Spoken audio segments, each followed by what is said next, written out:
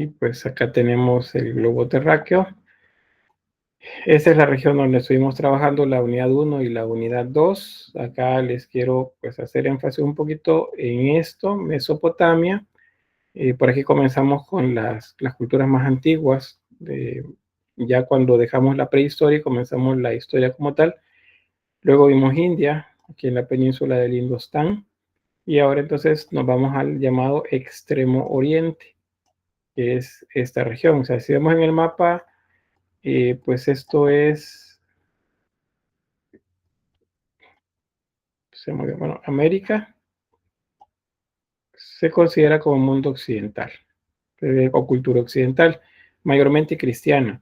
Igual la mayor parte o una buena parte de África, más Europa. Eso se considera como mundo occidental. Pero acá tenemos el Medio Oriente y el Oriente Extremo, que sería esta. Entonces, en el Oriente Extremo tenemos China, que es toda esta región, China. Es una de las economías más importantes a nivel mundial en la actualidad y han tenido un desarrollo cultural bastante importante y muy tradicional. Eso sí, es muy tradicionalista la cultura de ellos. En el video lo que ustedes observaban es pues una melodía más contemporánea, es algo así como una balada con música, con instrumentos tradicionales, que nos muestra las montañas y cultivos de té.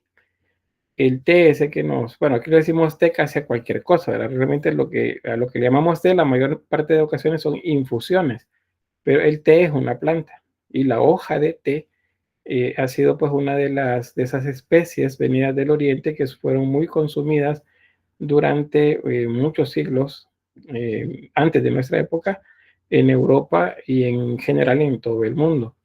Entonces China no es que estaba aislada, a pesar de que decimos allá al extremo oriente, lo más alejado de Occidente, no significa que ha estado aislada, ha estado pues a través de rutas comerciales en comunicación con Europa y todas esas culturas que vimos en los meses anteriores.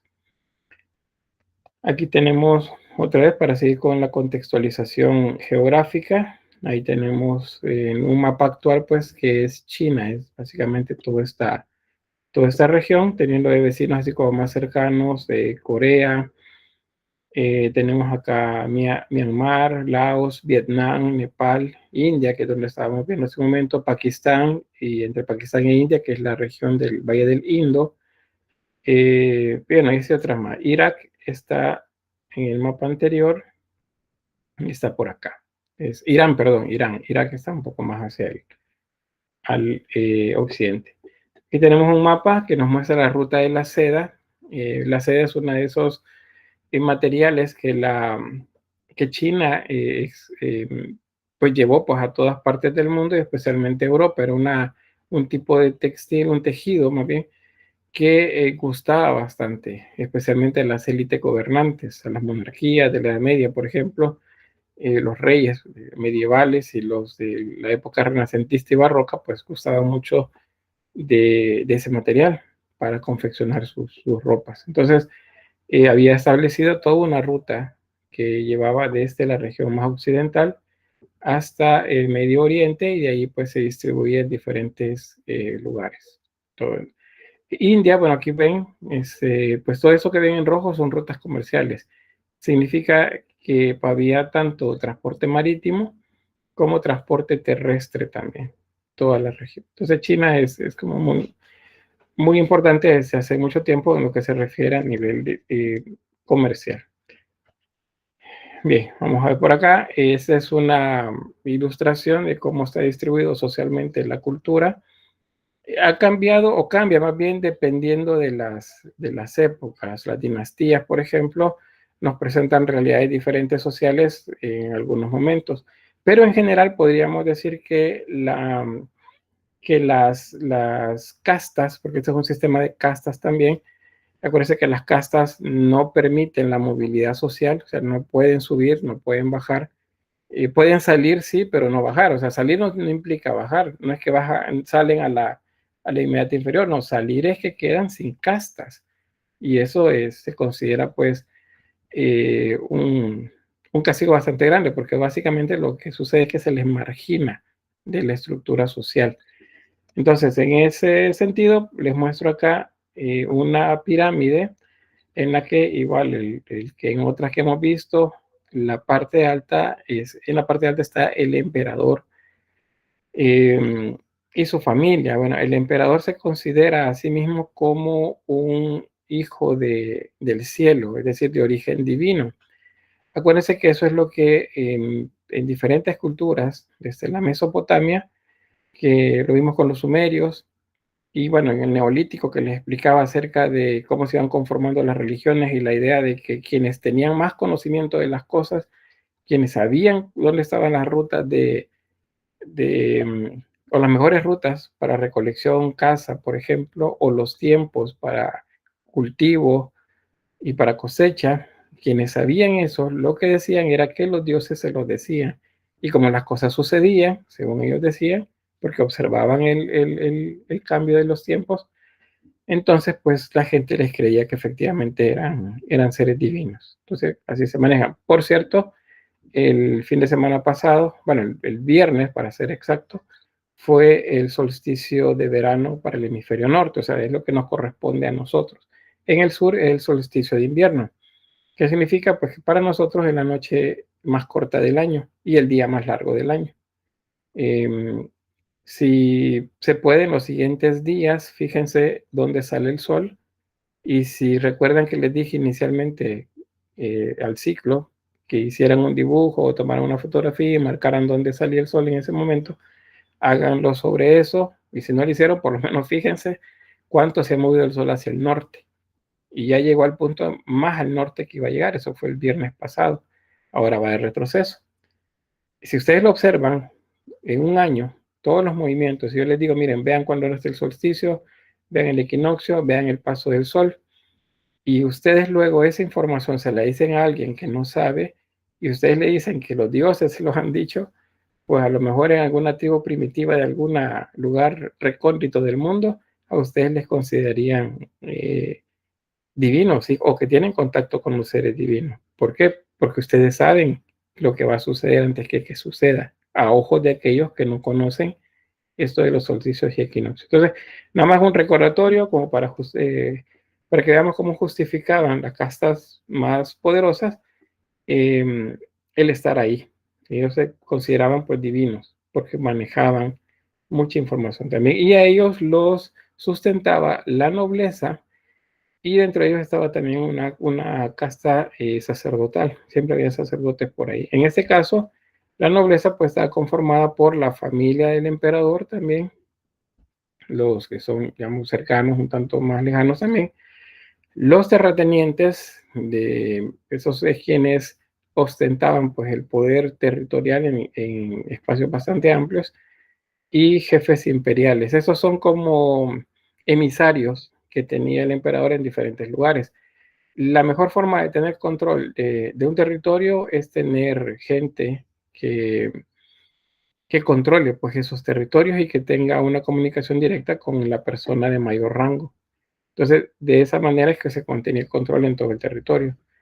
Luego, la burocracia. Eso viene tiene raíz latina, y buró pues es un escritorio, es una mesa, es un lugar donde se trabaja, y kratos es poder. Entendido en la actualidad, pues burocracia es el poder que se ejerce desde un escritorio, es decir, nosotros lo aplicamos a partir de los procesos, por ejemplo, que yo le tengo que pedir. Por ejemplo, ustedes necesitan un permiso especial, me tienen que solicitar a mí, pero yo tengo que solicitárselo, pasarle la información al jefe, luego el jefe se lo pasa al decano, luego el decano se lo puede pasar a la AGU o al Consejo Superior, y luego ellos pueden hacer consultas con otras personas más. Es decir, ese proceso es algo que nosotros actualmente llamamos burocracia.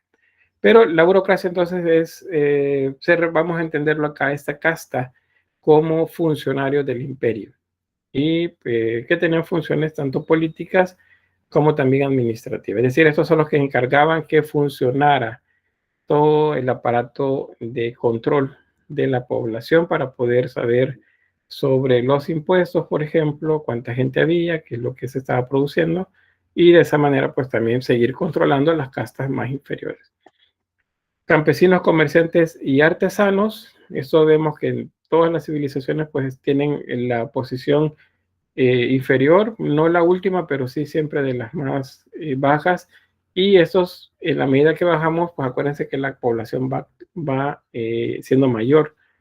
Entonces aquí tenemos una población bastante amplia. China tiene una orografía bastante extrema, diría. Eso se refiere a la geografía, a los cerros, a las montañas. Y eso hace que muchas zonas estén un tanto apartadas unas de otras. Entonces, el control pues, en el que ameritaba que eso se tuviera era mucho mayor. Por ejemplo, lo que les mostraba, esos plantillos, no, esas plantaciones de té. Ustedes vieron las montañas que mostraba el video, pues eso es bastante difícil, digamos, de caminarlo para llegar a una ciudad que está en otro lugar. Y los que se encargaban de pues, comerciar la hoja de té, por ejemplo, pues tenían que avanzar por todo ese territorio, yendo de ciudad en ciudad o llevándoselo a otro comerciante y ese lo movía a otra ciudad y así sucesivamente. La ruta de la seda pues era de esa manera. En algunos casos, como lo ven acá, pues ayudados de algún pequeño animal de carga y en otros pues a través del trabajo llevado en la espalda. Y los esclavos pues es la casta menos favorecida y esto básicamente está en el servicio de todos los anteriores. Y son como eh, pues sujetos a las disposiciones de sus amos, es decir, pueden ser vendidos, etcétera. Entonces, así es la situación social por acá. Como les digo, esto cambia, varía dependiendo de la dinastía, pero en general, siempre vamos a encontrar estos elementos.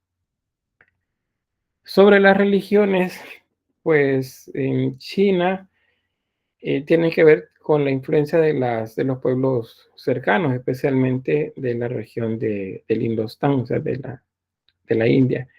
Y se sabe ya digamos, una estructura jerárquica que nos habla acerca de divinidades desde más de 7.000 años. Si decimos 7.000 años, es como que estamos diciendo el neolítico, o sea, la parte media, más o menos, del neolítico.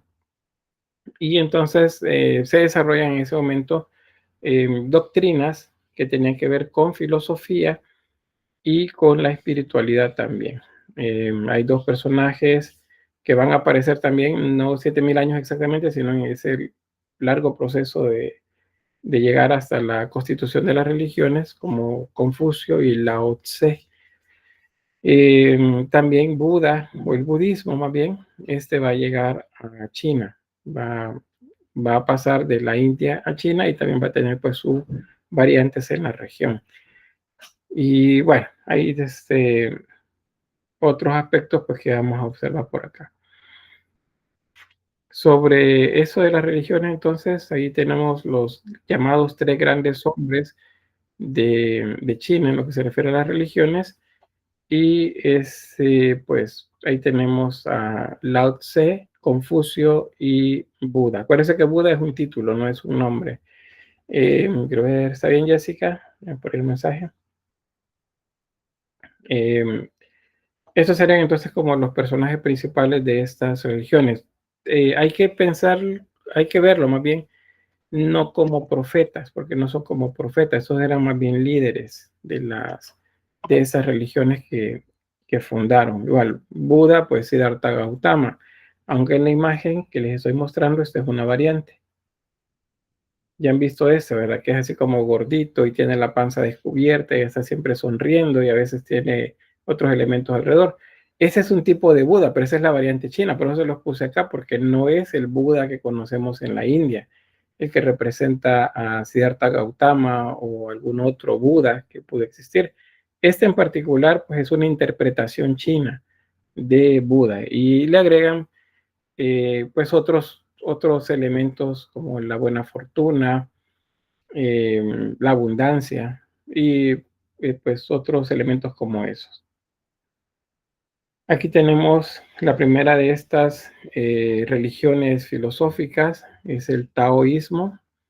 Esto más o menos en el 500 antes de Cristo es que aparece y se atribuye a Lao Tzu o como decimos nosotros, Lao Tse, la, la fundación de esta doctrina. Y bueno, esta especialmente inicia en las zonas rurales de China y luego poco a poco va aumentando el control o los adeptos y eso la hace pues muy importante, tanto así que se vuelve una de las más importantes de China, especialmente durante la dinastía Tang. Luego, pues el taoísmo, otros lo consideran no tanto como una religión, sino como una filosofía, una forma de ver la vida y una forma de relacionarse con nuestro entorno. Bueno, entre los simbolismos tenemos el emperador de Jade, que sería como el gobernante del cielo y de la tierra para ellos. Luego tenemos este otro, el confucianismo. Este es Confuci, el fundador, o el maestro Con, como también se le llama, y nosotros pues ya así latinizado le decimos Confucio.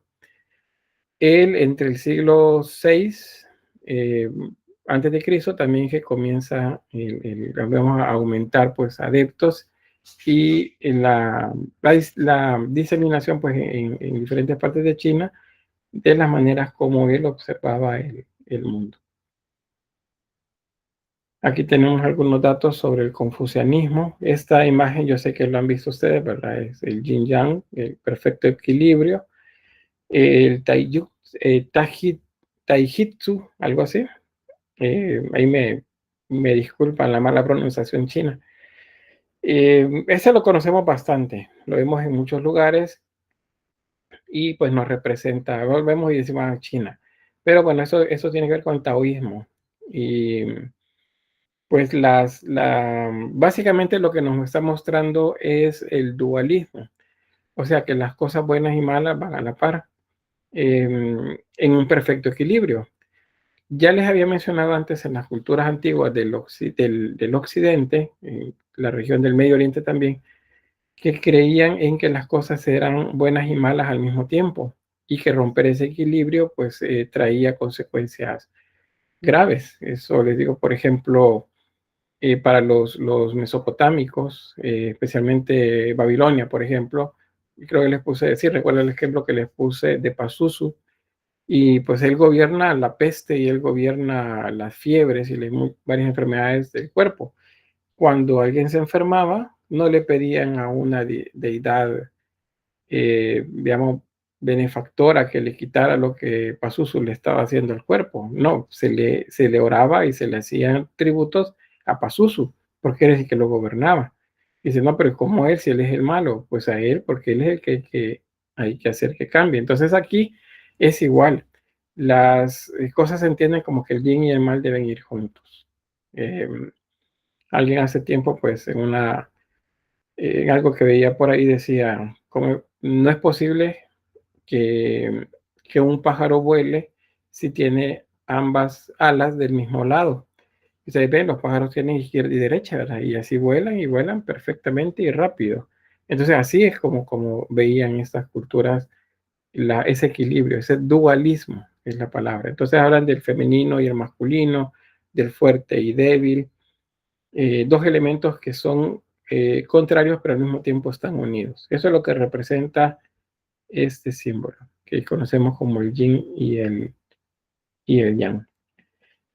Luego el budismo, este viene desde India, el llamado budismo Vajrayana. Este está asociado principalmente a la región del Tíbet, digamos que ahí es donde está más concentrado.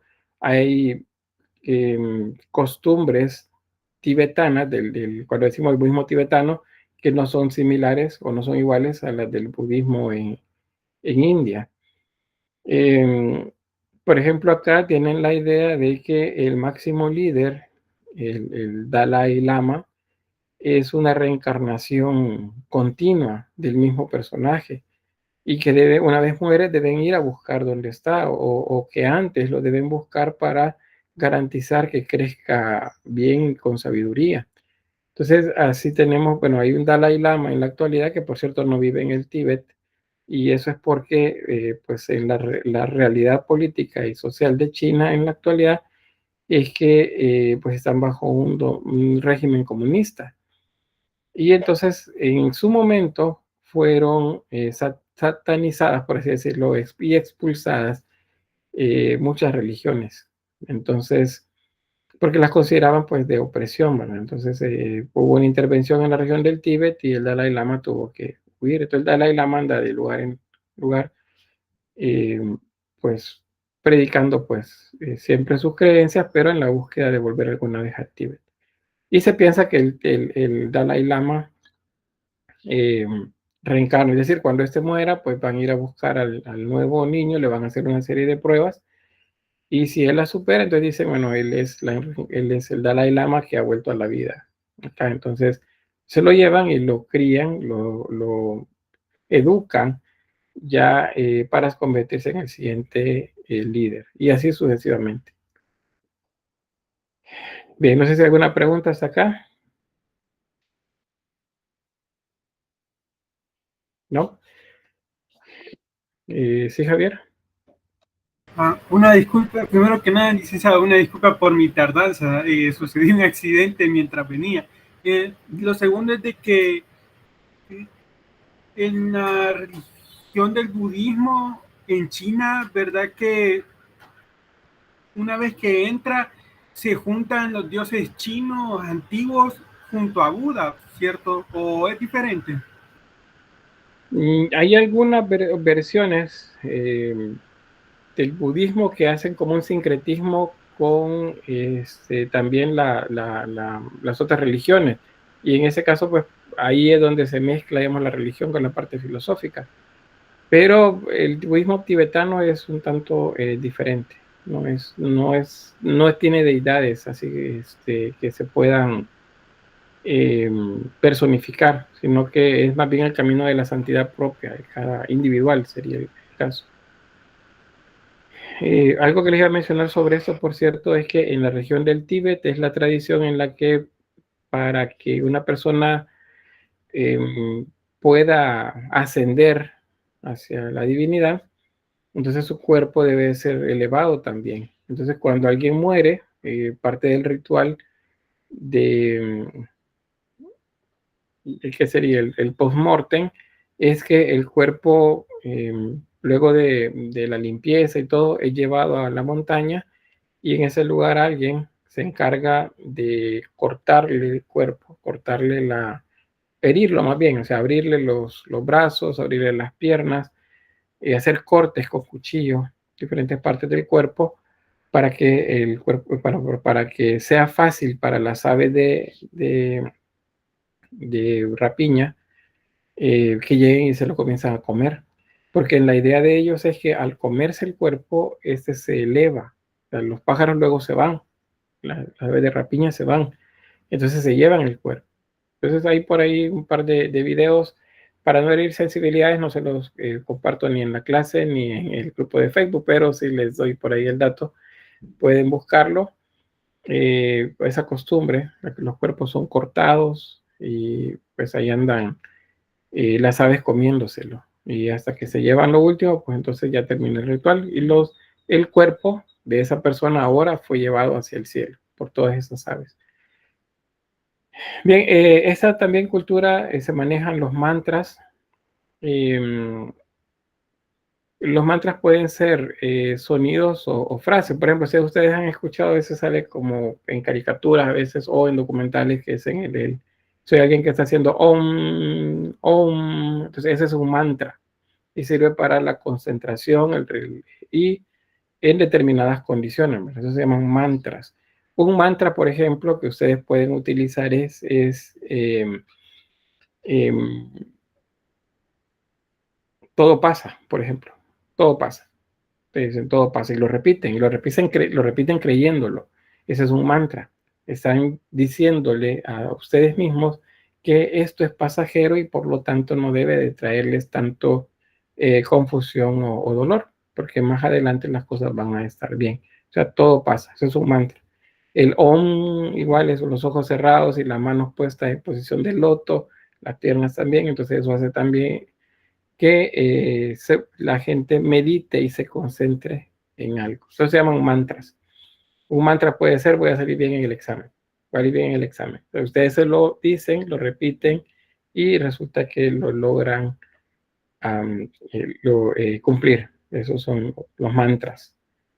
Sobre los dragones, pues, ¿por qué hablamos de dragones acá en particular? Porque en China es donde vamos a verlos en relieves, en pinturas, son parte de la cultura china. Pues esto tiene que ver con mitos, con creencias acerca de los poderes de la naturaleza y se asocian de manera positiva, especialmente al agua, a la lluvia, a los ríos, a los lagos, al mar. A eso es que se asocia. Entonces, yo sé que si yo les digo, como mundo occidental, nosotros, yo les digo a ustedes, el dragón, y pues, ¿qué hace el dragón? Pues los dragones hacen el mal. Los dragones traen fuego, traen destrucción, pero es en el mundo occidental donde lo vemos de esa manera. Y eso tiene que ver pues con la transición o el traspaso más bien del símbolo, de la iconografía también, durante la Edad Media hacia el occidente. Pero para los chinos todo esto son animales benefactores. Entonces, aunque los veamos así con cara de enojado, que las cejas, el ceño fruncido y los ojos así un poco como amenazantes, pues realmente son seres benefactores y les repito, asociados al agua, no al fuego. Bien, hasta ahí entonces con eso. ¿Preguntas? ¿Aportes? ¿No? Bueno, sobre la cronología, pues acá hay una línea de tiempo que nos muestra las dinastías y también nos muestra otros, como por ejemplo los 16 reinos, que son modos de gobierno durante determinado momento. Dígame, Kelly. Según entiendo, los chinos le hacen un culto o un festival muy grande a ese tipo de dragones. Sí, hay festivales especialmente, y bueno, tiene que ver con ciertas fechas, es cierto, de su calendario, el Año Nuevo y diferentes pues, momentos en los que hacen festividades bastante importantes relacionados a ellos. Si ellos no lo ven como algo malo, es algo benefactor. Para nosotros es que son malos, ¿verdad? Tiran fuego, queman todo, son peligrosos. Hay que domarlos, y digo, hay que domarlos, y esto es algo que van a ver ustedes más adelante en la historia 2, la Edad Media. La historia de San Jorge y el dragón, un obispo. Bueno, luego al final la gente se olvida que era obispo y lo ponen como un caballero. Pero si han visto en ustedes en cualquier lugar la historia de un caballero que va a rescatar a una princesa y en el trayecto lucha con un dragón y lo vence, y que eso lo vemos en Disney, lo vemos en muchos lugares, en muchas películas, en muchos programas, pues esa es la historia de San Jorge y el dragón, solo que deformada por varios siglos, pero eso pues lo van a ver el otro siglo. Bien, ahí la cronología, vamos a llegar hasta acá, 1947, al 57 más o menos, ahí se da las grandes revoluciones en China y pues ahí les voy a mostrar qué es lo que hay en China en este momento. Luego la revisan ahí despacio. Esa es una palabra también que no sé si ya la conocen, pero la palabra dinastía. Las dinastías se refieren a la herencia de ciertas como atribuciones de un mismo grupo social o un grupo familiar, perdón. Si, por ejemplo, bueno, pongo ejemplo, una parte de mi familia. Mi abuelo era futbolista, mi papá era futbolista, mis hermanos son futbolistas, mis sobrinos son futbolistas. Entonces se habla de una dinastía. ¿Por qué? Porque todos tienen la misma ocupación. Y así pues otros más. Por ejemplo, en el caso de esto que vemos acá son reyes. Son familias que han sucedido el trono a la siguiente generación. O sea, es el bisabuelo al abuelo, el abuelo a su hijo, que sería mi padre, por ejemplo, mi padre a mí, yo se lo paso a mi hijo a mi nieto y así sucesivamente. Entonces, esas son dinastías.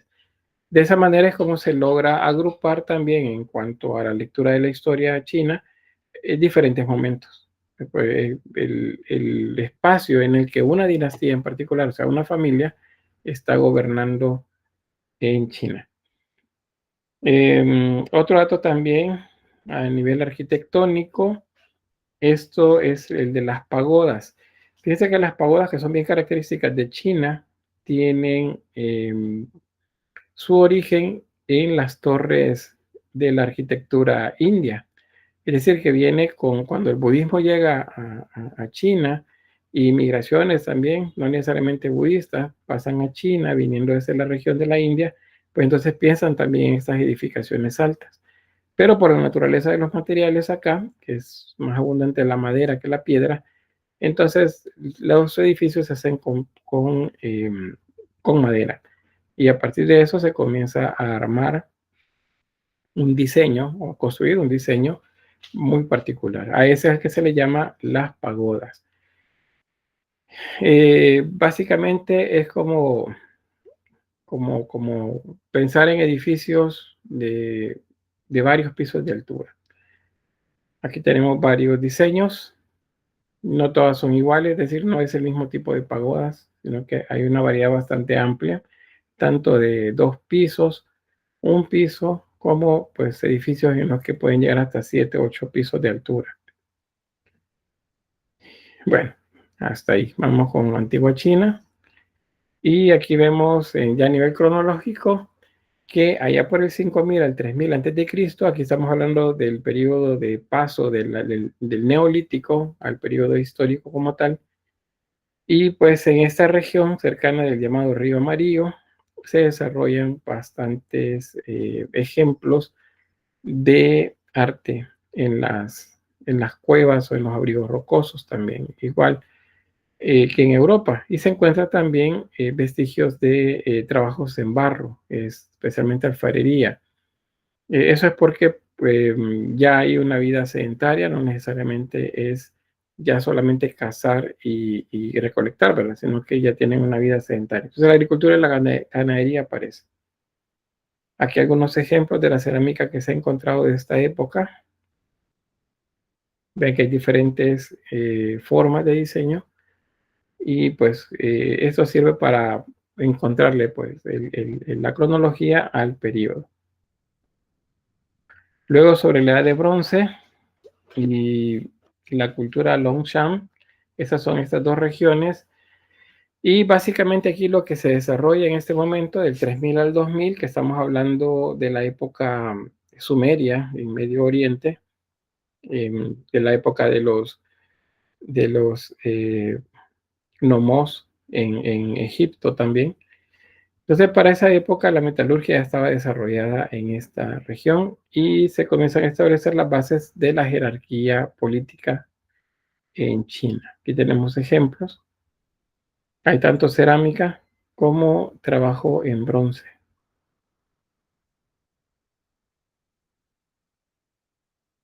Luego tenemos la dinastía Xia. Este va del 2070 al 1600. Aquí tenemos como equivalente al momento en el que los sumerios, los acadios y los babilónicos estaban ya en apogeo. O bueno, habían tenido su momento, pero son las culturas que serían correspondientes a este momento. Y se habla ya de las primeras leyes, primeros ordenamientos en la región. Aquí ejemplos, vasijas como esas que observan acá. Esa es la pared de un sarcófago, es parte de un sarcófago en el que podemos ver el tipo de relieve y las decoraciones en la parte posterior. Hay geometría y hay también elementos orgánicos en el fondo, que son estos de acá.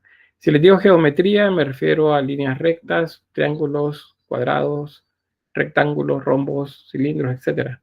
Y si les digo orgánico, me refiero a plantas en este caso son hojas y pues así otros tipos de elementos. Aquí hay una maqueta que muestra cómo eran pues algunos de los palacios de esta época. Vean, y eso es una estructura amurallada. ¿Por qué se colocan murallas alrededor? Porque pues son defensivas. La idea es defender el territorio en caso que venga de repente alguien a intentar conquistar, ¿verdad? El territorio. Bien, otra dinastía, la dinastía Shang. Este es del 1600 a 1046 a.C. ¿Qué tenemos en esta época? Pues el asirio y parte también de Babilonia, que veamos como lo más cercano. Es la época también de las Islas Cíclades, como para que tengan pues ahí el panorama de que pues no es que eso es lineal, ¿verdad? Sino que esto es paralelo al desarrollo de las culturas que hemos visto. En la dinastía Shang, esta es la que se considera la primera documentada históricamente, es decir, hay escritos sobre ella, y estos escritos están realizados de forma de como jeroglíficos en huesos o en bronce. Y trabajaron metalurgia, es lo que se sabe de ellos. Si tenemos este hueso, por ejemplo, vean, la imagen de eso se parece bastante al arte, bueno, no, a la escritura egipcia. Entonces, por eso inicialmente se le llamó jeroglíficos. Ahí tiene. Estos, pues, hay diferentes textos escritos en ellos, por ejemplo, usados para el control del comercio o algunas leyes también. Sobre la escultura en bronce, esto dice, mire, pero estos son platos, lo hacen los escultores, sí, el trabajo de los escultores, de los orfebres, pues pasaba por ese tipo de piezas. Una característica de la cultura china es su afición por la decoración. Vean la cantidad de detalles que lleva.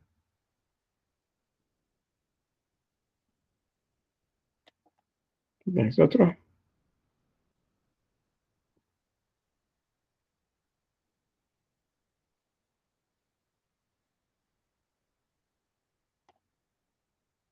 Y este es un tigre interpretado, es como una abstracción. Esta es otra dinastía. ¿Con qué coincide esto? Pues con el desarrollo de Roma, la Roma monárquica y la republicana, porque llega hasta el 252, esto es ya casi llegando al siglo II, siglo II, siglo I. Y bueno, ¿qué se da acá en el resto del mundo? Los romanos toman el control de China. Perdón, no, de Grecia, no China. China es la que está contemporánea a ellos aquí en el oriente, es con los griegos el asunto allá en esa región. Bueno, acá hay una era de segmentación que se conoce como los periodos de primaveras y otoños o reinos combatientes. Eso de primaveras y otoños es porque es como que les diga, mira, hay una época buena y una época mala. A eso se refiere ese momento. ¿Qué se ha encontrado? Pues trabajo en metal, se sigue trabajando el metal, el bronce, con mucha decoración. Este es un entierro. Algunos historiadores piensan que esos son rituales porque pues los caballos se colocan ahí como muy cuidados. Es como la idea de que deben quedar ahí para servir a su señor pues en algún momento. Y pues ahí están con la carreta.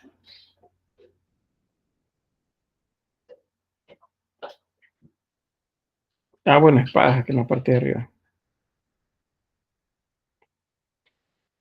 ¿Qué sucede luego de este momento? Que decía de las primaveras y los otoños. Bueno, en ese momento que va del 475 al 221, que sería la última etapa de la dinastía Zhou, pues va a ser un momento de luchas en diferentes frentes. Estas son algunas de las dinastías que existían en su momento. Y pues la idea era tener control de la zona, o sea, que una de estas culturas se queda con el control de toda la región. Aquí tenemos ejemplos de esta época. Vean que si es una época de guerra, pues entonces los temas tienen que ver con guerra. Este es un carruaje también.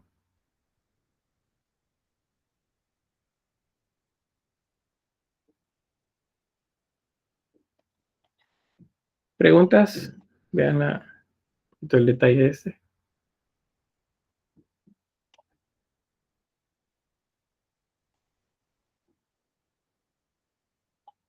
¿No? ¿Preguntas? En el chat. No. Bueno, ahí tienen detalles del grabado en esta placa de bronce y el carruaje por acá. Esta es la dinastía Qing, es el 221 antes de Cristo al inicio, y pues es la época del gobierno de Qin Shi Huang, quien implementa medidas que buscan centralizar el poder, porque vienen de la época inestable en la que cada quien jalaba por su lado, ¿verdad? Entonces estandariza la escritura, pues se formulan leyes y esas leyes son aplicables a todas las personas que viven en el territorio. Y también las monedas. O sea, la idea es uniformarlo, para que todos, como decimos, hablemos el mismo idioma. Es la época, dado de que eso sucede, pues él intenta proteger ese territorio y es de esa forma que comienza la construcción de la llamada Gran Muralla China, que es esto que ven acá. Tiene algunos segmentos en los que aparece como cortado, pero básicamente es continuo, así como lo ven acá.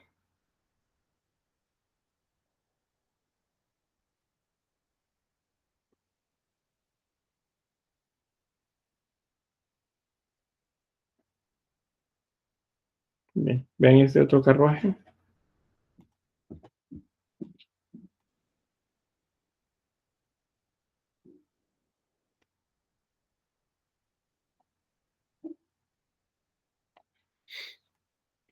Bueno, un dato sobre esto es que si observan ahí los colores oscuros son las partes más completas de la pieza. Lo ven en tonos claros, son faltantes.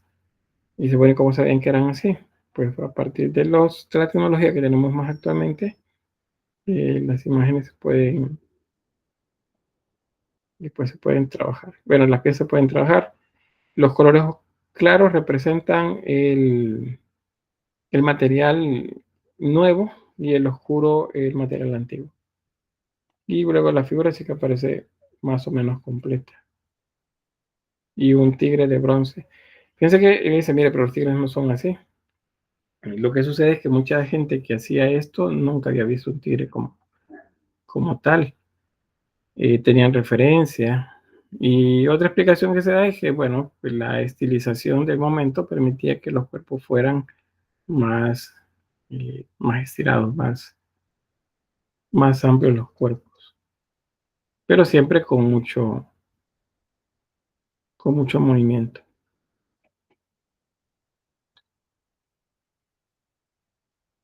Bien, ¿alguien ha visto sobre esto de los guerreros de terracota? ¿Quién me dice que son? Que no eran unos soldados que querían como, bueno, él los construyó como para que los protegieran en el otro mundo, algo así. Sí, sí. Ahí tenemos ya la base. ¿Alguien más? Bien, ahí durante esta época empieza a realizar la técnica del puntillismo. Creo que eso fue en la otra imagen, ¿verdad? Esta, creo. Fíjense que realmente no es que se empieza, sino que en diferentes partes, sí, efectivamente, que ahora llamamos puntillismo, pues está presente en las diferentes culturas para representar colores, para representar textura también, Se utiliza en cerámica y así en otros más.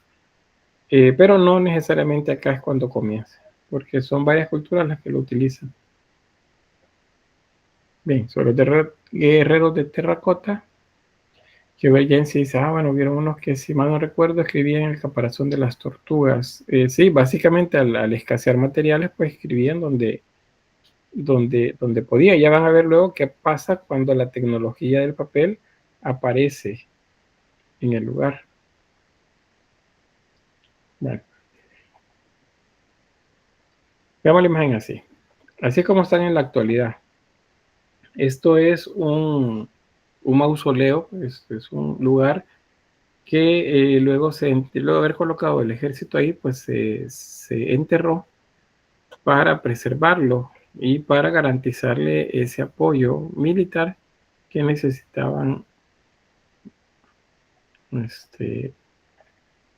por ahí. Vean cómo es que estaban en su momento de mayor esplendor. Fíjense que un dato interesante sobre esto es que pues básicamente todos son diferentes. O sea, si los viéramos todos, si pudiéramos caminar en medio de ellos, la morfología del rostro es diferente. Es como que nos pusieran a nosotros, ¿verdad? Unas 100 personas en un lugar y nos vean, todos somos diferentes. Pues entonces es algo similar. Okay.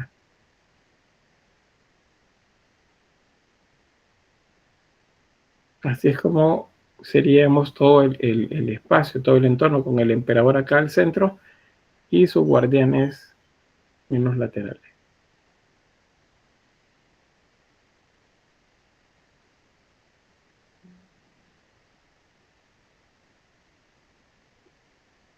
Creo que puede ser acá por acá. Bueno, ahí está. Vean que aquí hay unos caballos, esos también fueron hechos en terracota.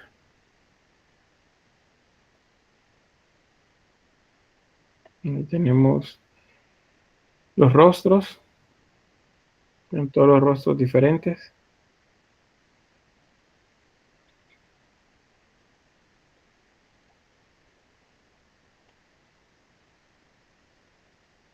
Tenemos otra panorámica.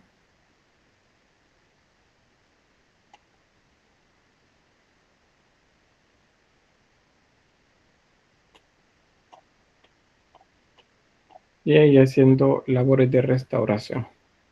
Hace poco vi, creo que la semana pasada, que alguien entró a una de estas salas de exhibición en el lugar donde están enterrados, bueno, estuvieron enterrados, y dañó 2 de estas piezas. Y ahí, bueno, se veía en el video que estaba recostado en los pies de uno de los soldados. Como decimos, cada quien con su tema, ¿verdad? Pero pues sí les causó daño a las piezas. Imagínense, esto es barro, está hueco. ¿Cuánto tiempo pudieron haber tardado en restaurarlos? Y que ahora venga alguien y de repente solo los quiebre, pues es complicado. ¿Sí, Jensi? Sí, creo que por algo por el estilo es como que ya no siguieron investigando más en la tumba del emperador, porque tenían miedo como que a dañarlo. Sí, gracias. Es otra de las cosas que pasa. Una vez se saca esto, comienza el proceso de daño, porque eso está congelado en el tiempo. Están metidos dentro de la tierra y ahí prácticamente congelados. Pero una vez esto sale, comienzan los problemas. Fíjense que esa es una de las razones, voy a hacerles ahí el paréntesis de la relación con nuestro país, que Joya de Sereña no se ha seguido excavando. Porque resulta que si se excava, se exponen las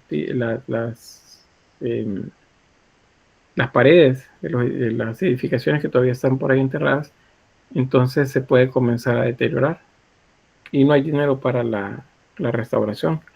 Entonces es como más cómodo simplemente no abrirlo, dejarlo. O sea, saben que ahí están y dicen, bueno, a lo mejor más adelante habrá más posibilidades para que sea.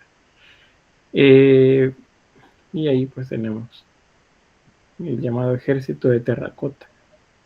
La creencia era del emperador porque esos le iban a servir en la otra, le iban a servir en la otra vida.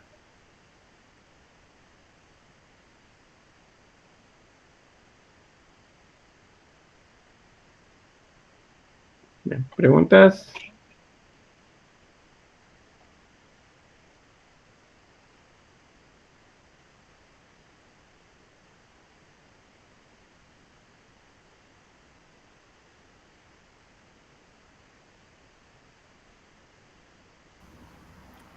Solo quería preguntar sobre medio la comparación de las figuras a las otras culturas. Quizás porque estamos un poquito más rápidos del tiempo, pero sí he notado como que tienen como un mayor avance.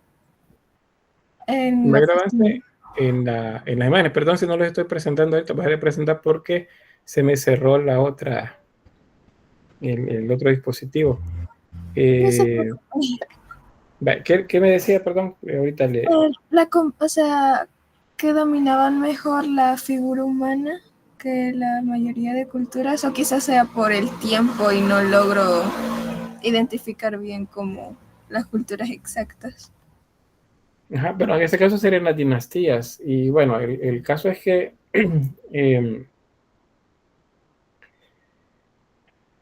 hay un desarrollo mayor efectivamente en este momento en todas las áreas. Y bueno, de hecho este emperador le dedicó bastante, permítame, es que tengo que concentrarme en eso, estoy viendo, aquí está, tengo que restaurar la ventana para volver a donde estaba. Entonces, ese emperador le dedicó bastante a lo que tenía que ver con las artes y con creo que entré de nuevo. Perdón. Hoy sí, perdón. Este emperador le dedicó bastante a las artes, al desarrollo de las artes, y bueno, hay muchas historias por ahí alrededor de él. Entonces, la calidad de artesano que se tenían para este momento comparado con los anteriores, definitivamente que fue mucho mejor pues, en este momento. Creo que sí estaban, ¿verdad? ¿Me ven? Estoy aquí. Sí, se ven. Bien, nos dice Ropes. Pensé que se iba a cerrar completo porque pues, desde aquí es donde estoy grabando. Entonces, sí hay un desarrollo bastante grande, mucho mayor, pero es porque le dedicaron más al desarrollo de las artes. Imagínense hacer esto. Bueno, ustedes van a llevar cerámica el otro año. Quiero ver si ciclo del otro año. Entonces, van a ver cómo es trabajar una pieza y una pieza pequeña. Y ya imagínense una pieza grande, tamaño natural, o vean, bueno, viene a la par de aquí de la restauradora que está trabajando esta pieza, pues se ven bastante grandes. Porque la idea era que se vieran imponentes, porque es el ejército que iba a cuidar al emperador en la otra vida. Este emperador buscó siempre, por cierto, prolongar su vida, encontrar una manera de prolongar su vida, pero pues ya sabemos pues, que la muerte pues nos encuentra siempre en algún momento. Aquí está Qin Shi Huang, es el emperador. Diana dice, en la actualidad China ha aportado en varios materiales como la seda, la pólvora, el papel y la brújula. Sí, eso es tecnología, de hecho, es tecnología que ha aportado a la civilización de nuestro planeta. No solo se quedó ese conocimiento en la región de China. Entonces hay un momento en el que comienza la tecnología también de ellos a avanzar y luego pues pasa a otros. Vean, este es otro aspecto interesante, es el paisaje y la caligrafía. También van en ese mismo afán de mejorar los procesos artesanales, entonces pues descubren tecnología y procesos para la elaboración de papel de arroz y otros materiales, y entonces comienzan ya un proceso en el que no solamente es la parte escultórica o la cerámica, sino también la pintura. Y junto con la pintura, la caligrafía. Si digo caligrafía, me refiero a los caracteres, en este caso, chinos, de la lengua china, que pues yo sé poco de eso, les soy sincero, de la lengua china, pero entiendo que estos caracteres que ven acá no son letras, sino que los trazos, dependiendo de cómo se acompañan los trazos, cómo se combinan, forman palabras o frases o nombres de las cosas también. Entonces, de esa manera escriben por acá, haciendo un enlace entre la poesía y la pintura.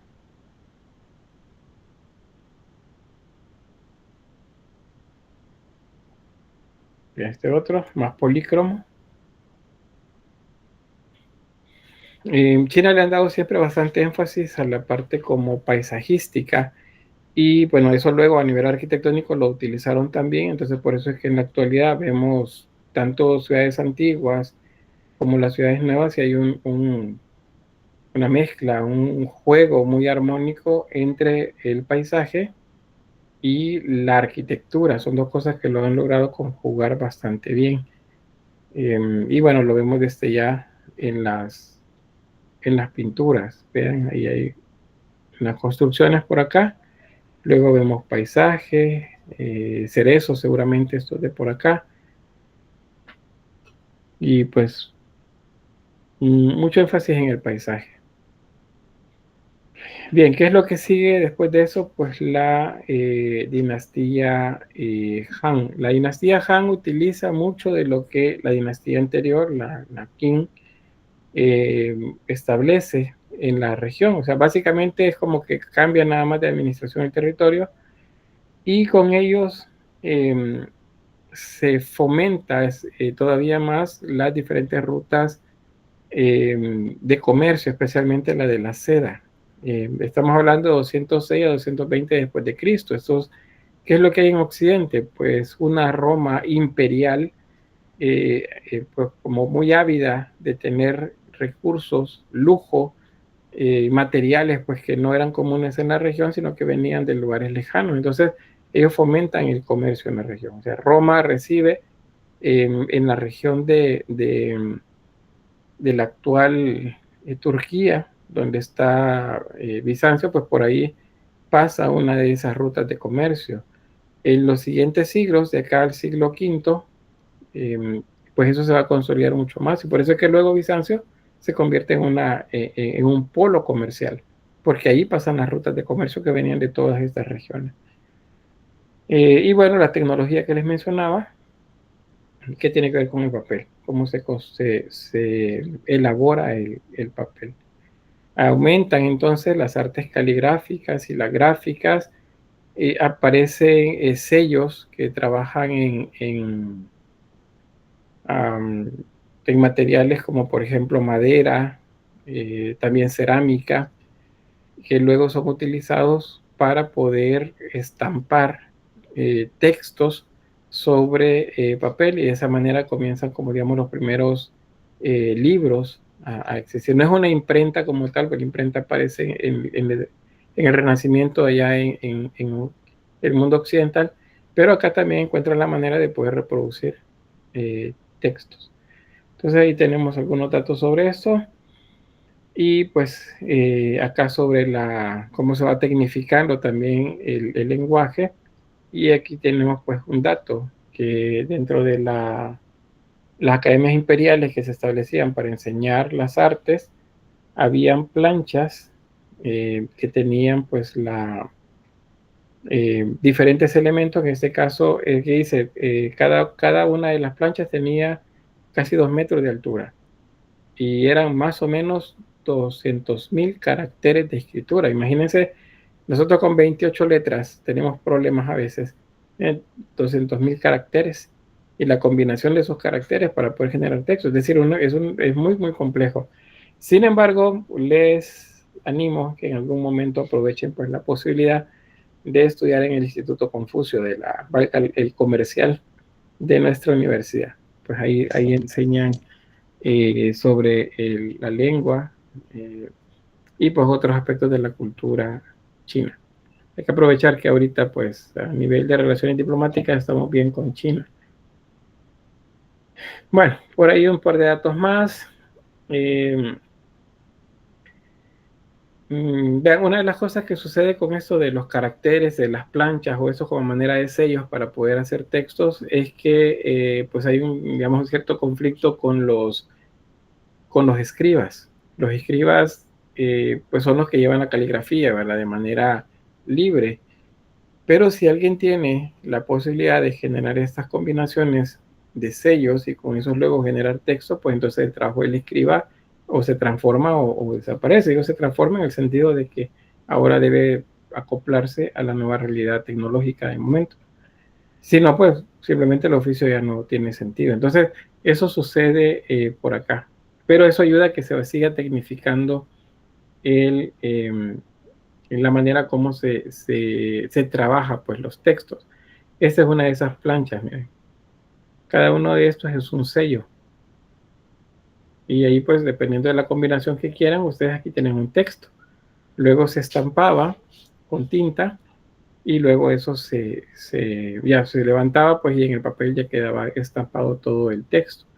Imagínense hacer eso a mano, implicaría mucho más tiempo. Entonces eso es lo que buscan reducir acá con la aplicación de esta tecnología. Sobre la arquitectura y escultura, pues se vuelve, en el caso de la arquitectura, hay arquitectura monumental, piedra, aunque se utilizan materiales como madera y teja o ladrillo de barro. En el caso de la escultura, pues hay un desarrollo de la cerámica mucho más figurativo, la terracota pues aumenta y la utilización también de otro tipo de pasta cerámica, como la porcelana, para otro tipo de cerámica también más utilitaria. Entonces, la terracota, en algunos casos se trabaja con porcelana, pero en general es un barro de menor calidad. Al decir menor calidad me refiero a que tiene un punto de fusión más bajo y por lo tanto es más frágil. La porcelana es mucho más dura y de hecho, dependiendo de cómo se trabaje, hasta puede verse como transparente, porque es bastante especial pues el trabajo de la porcelana. Si ustedes han visto, bueno, las tazas, especialmente las personas mayores dicen, cansame la taza china, dicen, de China se refieren al material. Algunas sí son procedentes de China, ¿verdad? Pero el material ese blanco, que al ponerlo a contraluz es de cierta manera transparente, ese se llama porcelana. Y es porcelana china. Ellos fueron los primeros en trabajar ese material. Entonces, en la época colonial, es un producto que llega a América también. Y la costumbre es esa, decirle de China, dicen, a las pastas blancas. Pero no todas son porcelanas. Hay otras que se llaman arcillas de talco. Pero igual, eso van a conocer ustedes en cerámica el otro año. No les adelanto más. Bueno, las pagodas, les decía que mausoleos, templos hindúes son representados también en esta región, pero en la India hay mucha piedra. Entonces, el material con el que se trabaja es piedra. En el caso de China, también dependiendo de la región, pues hay mucha piedra en las montañas, pero ellos van a trabajar estos edificios, estas torres, con madera y teja. Entonces ahí es donde aparece ya la aplicación también a nivel de arquitectura y de tecnología de las pagodas. Imagínense, bueno, el caso de esta es piedra y no se utiliza cemento como tal, ¿verdad? Sino que se utiliza argamasa o otros materiales para consolidar la construcción y diferentes tipos de enganche entre las piedras para poder solidificar. Entonces, en esto de las pagodas, lo que quería mencionarles, luego les muestro una así más de cerca, pero imagínense hacer un edificio, una pagoda, por ejemplo, sin usar clavos, sino que solamente ensamblando madera.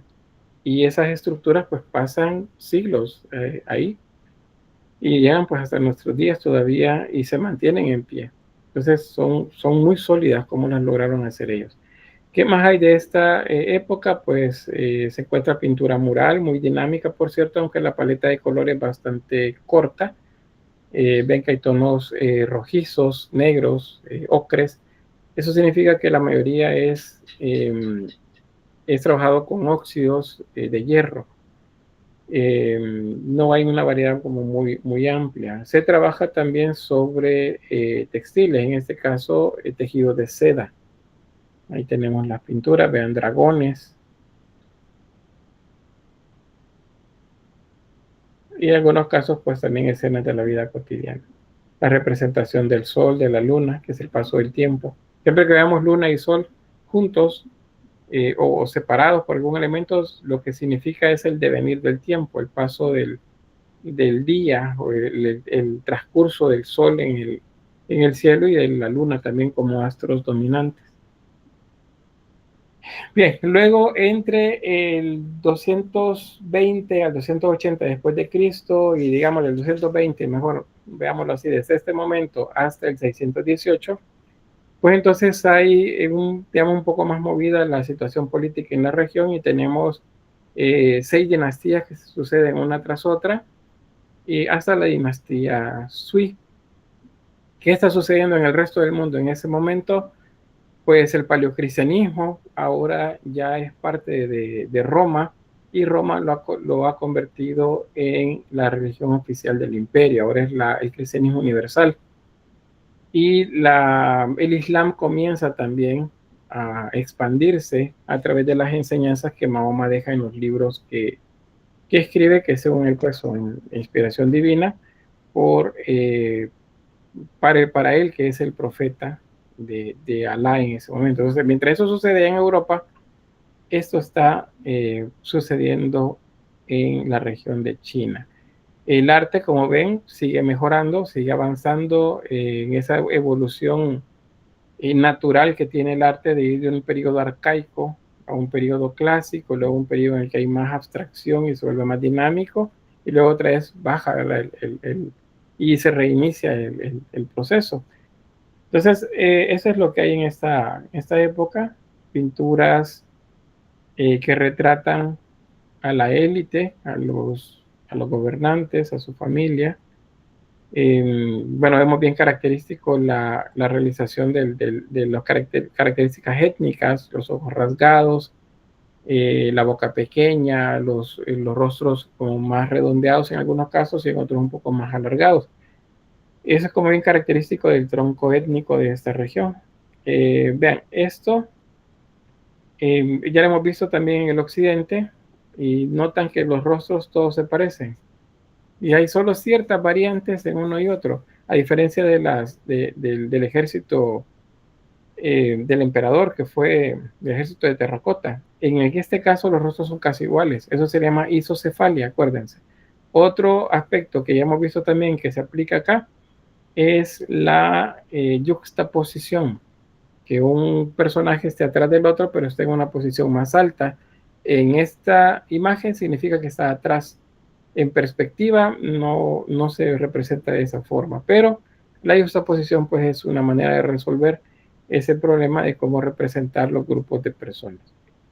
Es polícromo, pero pues la mayor parte de la pintura pues ya se ha perdido. Luego del 618 tenemos la dinastía Tang y la dinastía Song del 960 al 1279.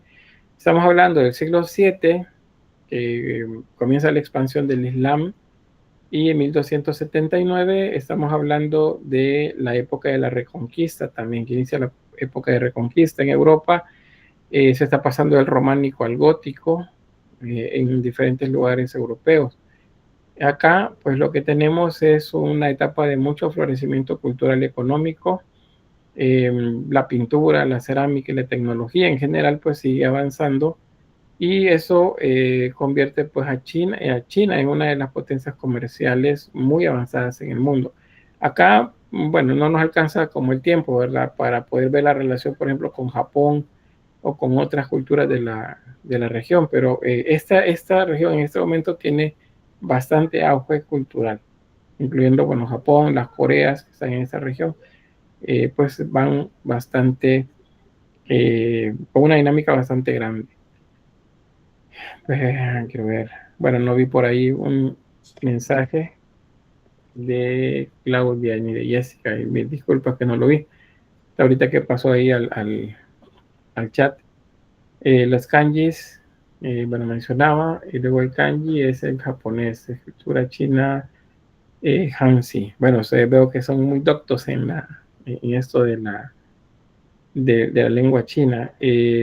Aprovechando pues lo que mencionan ahí las compañeras, fíjense que la posibilidad de estudiar japonés, coreano, entiendo, y chino, mandarín, creo, acá en nuestro país es bastante grande. Y bueno, conozco a alguien, una compañera como ustedes, estudiante, estuvo en mi clase ya por el 2019, 18 por ahí. Y bueno, ella aprendió coreano y quería aprender coreano y que pues el sueño de ella era visitar todas estas regiones. Pues entiendo que ella vive ahora. Eso es como le decía yo a ella, usted ponga el ojo a donde va y pues debe de llegar hasta ese lugar. Entonces hacían ustedes. Yo sé que a muchos les interesa todas estas culturas y bueno, Japón es como les dijera, como un imán para muchos. Y bueno, que es quien quita, terminan haciendo su vida por allá. Hace un par de años igual, antes de la pandemia, y un par de compañeras recién graduadas me dijeron que les podía colaborar con unos documentos por ahí que necesitaban como constancias, porque iban a aplicar a becas. Y efectivamente se fueron para Japón, con una diferencia de 6 meses. Fíjense que ambas se casaron con japoneses, entonces ya tienen su vida hecha allá. Entonces, pues ustedes apunten a donde quieran llegar, ya sea a Rusia, a China, a Japón, a Arabia Saudita, a Turquía, apúntenle y pues ábrense camino hasta donde quieran llegar. Tienen capacidad, el asunto es que no hay que flaquear, ¿verdad? Hay que ponerse las pilas con el estudio. Bueno, lo de las pagodas, vamos a cerrar el paréntesis ahí. Lo de las pagodas, pues les recuerdo, tiene relación con los edificios de la región de China, de India. Entonces, estas son la base que se utiliza para luego la construcción de las pagodas como estas que vemos por acá. Estas son de piedra, pues estas son de madera.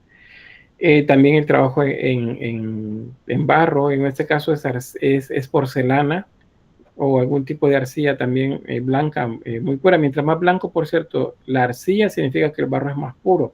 Uno de los estados más puros es el de la porcelana. Y uno de los estadios menos puros es el barro, como el que conocemos acá en nuestra región. El de acá en nuestro país es barro, no es de porcelana, pero es de la misma familia, digamos, de tierras plásticas con las que se puede trabajar.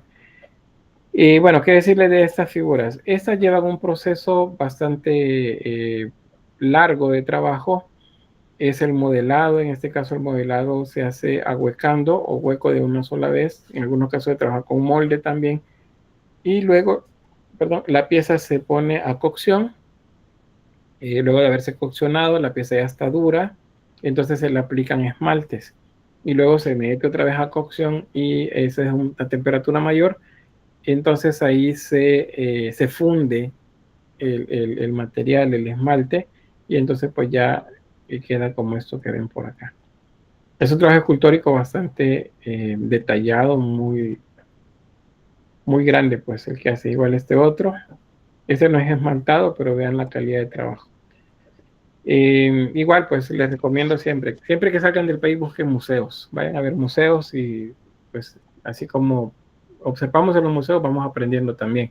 Les digo porque he tenido oportunidad de estar frente a piezas como estas y es increíble, pues, la técnica, el grado de técnica que tenían. Ahí es donde uno dice, bueno, ¿cómo es posible que se le llamen pueblos primitivos? Y estaban muy, muy avanzados para su momento. Bueno, ahí en el chat siguen con la idea del hiragana, el katakana y no sé qué otras más, ¿verdad? Pero el kanji. Pero bien, hay que interesarse en estas culturas y hay posibilidades en nuestro país de estudiar. Bueno, dinastía Yuan, dinastía Ming, esto vamos del 1200 al 1644, esto es en Europa el paso de la Edad Media al Renacimiento. Eso es lo que vemos, mientras eso está sucediendo allá en el occidente, pues China está pasando por estas dos dinastías. También aparecen las invasiones de los pueblos mongoles, los que llegaron desde el norte de la India, ¿verdad? Pues pasan también hacia esta región y entonces pues se establecen esas mezclas ¿qué sería? De culturas que nos dan pues características particulares para los chinos. Aquí tenemos algunos ejemplos. Por ejemplo, bueno, como imagen, es uno de esos ejemplos que les muestro en el que podemos ver acá una pareja de personajes acá, y uno de ellos pues tiene varios rostros. Eso lo habíamos visto ya en la manera como se representaban las divinidades en el hinduismo. Aquí tenemos otra más con muchos brazos y encontramos pues similitudes con divinidades de la India, solo que los rasgos, los rostros redondeados, el ojo rasgado, los dedos o las extremidades como mucho más delgados. Esto es parte del trabajo ya para representar pues las características propias de la región. Las pagodas, en este caso de la puerta sur de la ciudad de Dalí, en Yunnan, pues ahí las tenemos. Luego la dinastía Qing, desde el siglo XVII, acá, 1644 a 1912. Ya para esa época ya había sido descubierta América también. Y 1912 pues es la época de las revoluciones y el inicio de los tambores de guerra en Europa. Mientras eso sucede, pues la última de las dinastías imperiales pues se va constituyendo. Ahora, hay como un cierto aislamiento de la región. Las rutas comerciales se rompen, pues, y eso a lo que lleva esas revoluciones internas dentro de China, que son las que devienen a lo largo pues, de este periodo, de esos 300 años, casi 300 años, es lo que termina pues es en el colapso de la etapa imperial y da paso a una nueva forma de gobierno que es la república. Parece que en la república pues hay un representante elegido, pues un presidente o un primer ministro. Entonces, pues eso es lo que va a suceder. Aún en esta época se sigue construyendo de manera tradicional. Esta es la que se llama la ciudad prohibida. En la actualidad, pues sí se puede entrar, no es que no se pueda, está abierta en ciertos momentos al público y pues es una estructura bastante imponente.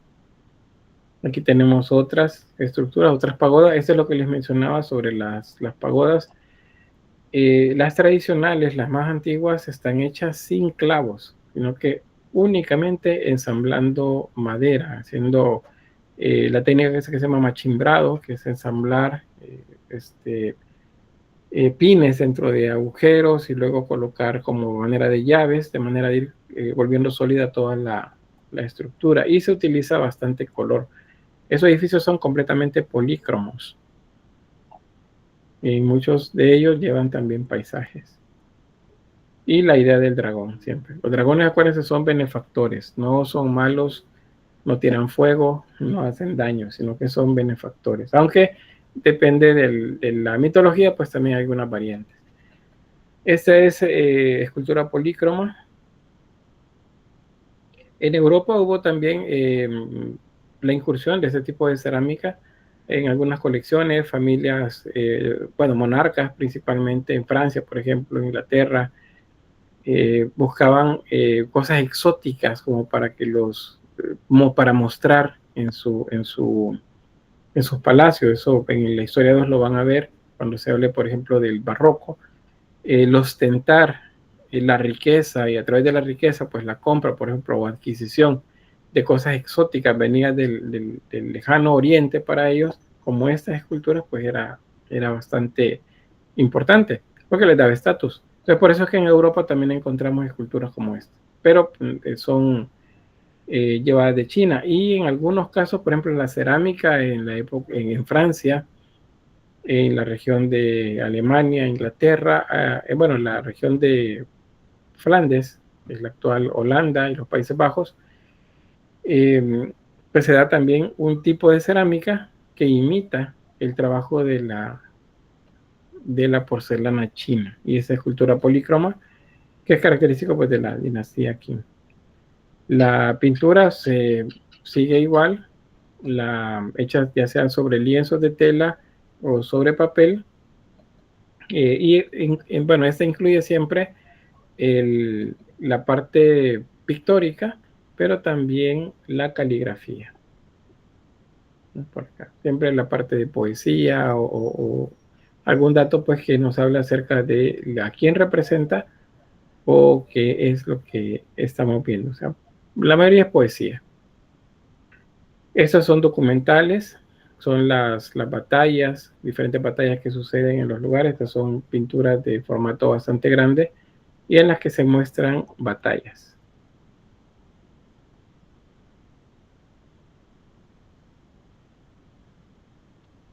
Tengo otra más. Este es siglo XIX, para anterior al siglo XVIII, este es siglo XIX.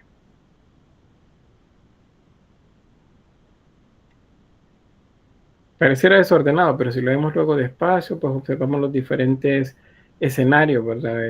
Un asalto, por ejemplo, acá utilizando asalto en el sentido de que están tomando por sorpresa a los enemigos, subiendo por una escalera, una muralla, las batallas acá, los dos bandos que se enfrentan mano a mano, los que huyen, bueno, de todo por acá. Esta es la rebelión de Taiping, 1850 a 1864, más o menos se data la pintura. Bien, la China moderna, de esa manera se le nombra al periodo chino que va desde 1912 hasta 1949. ¿Qué es lo que sucede en Europa en esta época? A nivel contextual, la Primera y la Segunda Guerra Mundial y el periodo llamado entreguerras, que es un periodo de crisis entre la Primera y la Segunda Guerra Europea. Le decimos mundial, coloquialmente decimos la Primera y Segunda Guerra Mundial, pero son guerras europeas realmente. La Primera Gran Guerra y la Segunda Gran Guerra Europea. ¿Qué es lo que pasa en eso? Bueno, el comercio se afecta a nivel mundial y las ideas ahora se transportan mucho más rápido porque los medios de comunicación han mejorado en los últimos 200 años. El tren a vapor, el barco a vapor, la utilización de nuevas tecnologías como la máquina de vapor en sí misma, que es la primera revolución industrial, el proceso de la segunda revolución industrial, que es la utilización de las máquinas y la electricidad también. Pues todo eso hace que el panorama en China cambie. Entonces, pues aquí lo que se da es una guerra civil, hay una invasión de Japón hacia China, hay una guerra también en esa región. Luego China entra también en la Segunda Guerra Mundial, Japón entra en la Segunda Guerra Mundial. Entonces, el mundo está en crisis acá. Por eso les decía, Segunda Guerra Mundial es una manera coloquial de decirlo, porque se implican países de diferentes lugares, pero el centro de la guerra es Europa. Por eso muchos historiadores dicen que son guerras europeas con implicación mundial, porque en algún momento uno de esos países entra al ruedo de la guerra. Por ejemplo, ahorita es una guerra en la región del Medio Oriente, en la actualidad. Ahora ya entra Estados Unidos, entonces ya tiene una implicación mundial. ¿Es la Tercera Guerra Mundial? Pues no, todavía no es. Que a lo mejor estos son pasos que van a dar las naciones para llegar a algún tercer conflicto así de escala mundial, pues a lo mejor, pero de momento no es, aunque nos lo presenten así en los medios de comunicación. Esta época, pues lo que encontramos es impresionismo, expresionismo, encontramos también la reivindicación de los trabajadores, por eso vemos esto en Europa, las ideas europeas pasan a todas estas regiones.